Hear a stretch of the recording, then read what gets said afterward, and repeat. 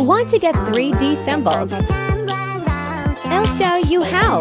First, just download a Light Motion. Only if you don't have it. Open the app. Click the green circle with a plus. Click Create Project.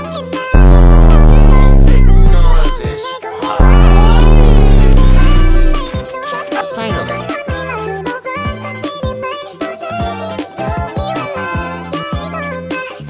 still click the circle with a plus.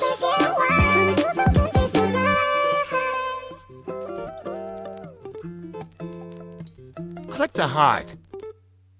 Go to Effects. Tap Add Effect. Tap 3D. Click Heart. Tap Standard Settings. And now I'll just click Try It First because I don't have enough budget. Tap Texture Mapping.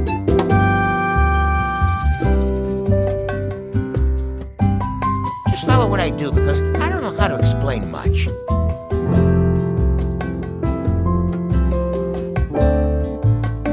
And there, you got your 3D heart. I hope this helps.